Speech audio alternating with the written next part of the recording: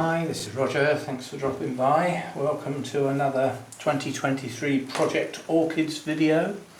This is orchid number 2, Renanthera imschootiana, and it's video number 2, so the second in the series. And we're looking at it as it is in April. Coming up in the top right hand corner is an info card which will take you to the first video for this orchid if you wish to go and watch it. If you can't see info cards, the link to that video is in the description of this video, so you can get to it that way. Or you can just search my videos for it. Many ways, many ways. We did this to this plant because I wanted to keep it in the bathroom where it would be warmer and brighter. Because that bathroom window faces south. You know, it's the normal frosted glass type thing, but it gets direct sun, and that's very bright light. And without bright light, Renantheras won't bloom. I also wanted to, you have to excuse the rain, if I wait for the rain to stop, it'll be tomorrow. We put it in moss to try and keep it hydrated, but I didn't want it soaking wet all the time. So I've been allowing it to sort of dry off and then wetting it again. Unfortunately, although that's good for the plant, it's no good for the moss, because this is live moss. So I'm going to change it. I'm going to take what was live moss out and discard it. That will also give us an opportunity to see what's underneath, if anything. What are these roots doing? Are they rotting? If they are, then they're too wet. They need to dry even better in between, but they're certainly well hydrated, no doubt about that. Yeah, good, they're not actually stuck to anything, so I can lift the plant out. Still got a bit of bark from when it was potted up that way. Right, so I'll discard this. I keep bin liners in here now to keep my rubbish in, because I'm fed up with it going all over the floor. You know, dead leaves, bits that I trim off, all that sort of thing. And I made a big puddle now, haven't I? Never mind. We can get most of that off. I mean, this does get wet on occasions, so it doesn't matter. Right, so we've discarded that.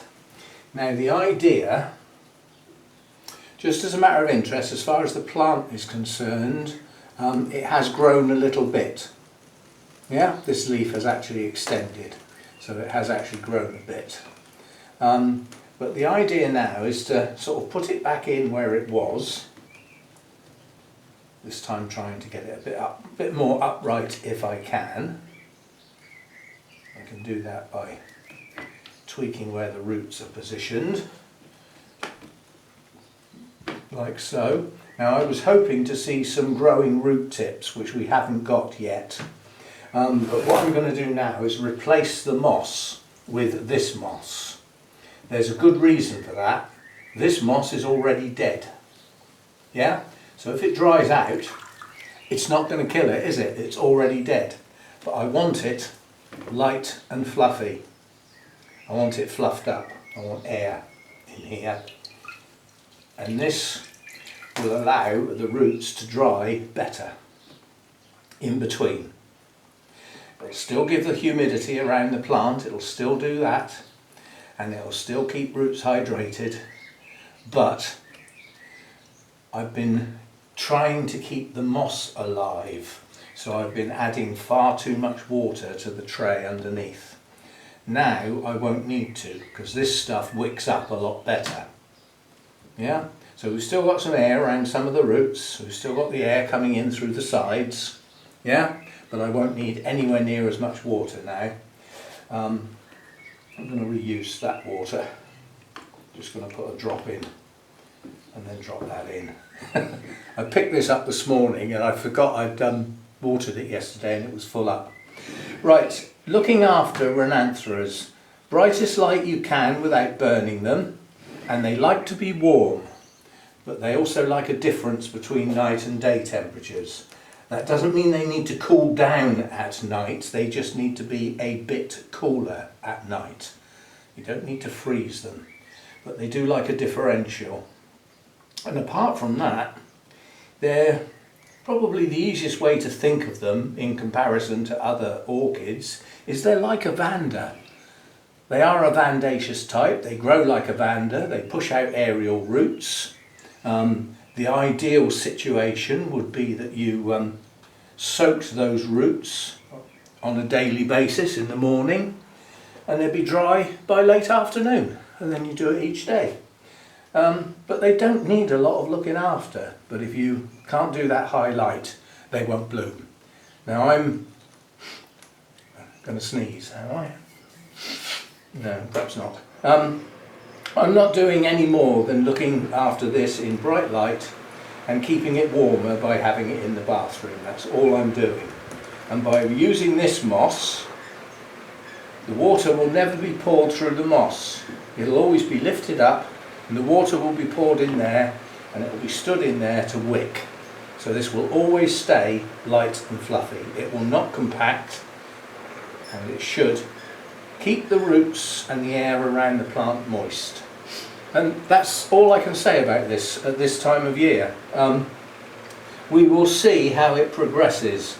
As I said, I'd like to see some activity on the roots, but none's happened yet. So we'll get it back up where it goes in the bathroom, and we'll revisit it in 2 months' time and see if there's any progress. Progress so far is next to nothing.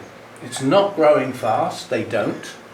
It's not got any root activity, but nothing's dying on it. So, you know, what I've got is what I had back in February. The plant is in better condition, I would say, now than it was in February, because it's lost the cold. Stays a lot warmer in the bathroom.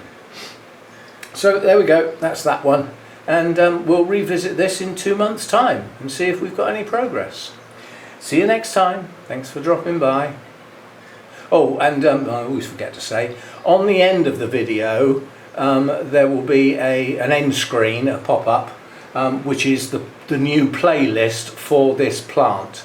And gradually, as we go through the year, that playlist will get each video added to it, so it will gradually increase in the number of videos, until by the end of the year it is a playlist of seasonal care for this orchid. That's the idea. So, right, now I'll see you next time. Bye for now.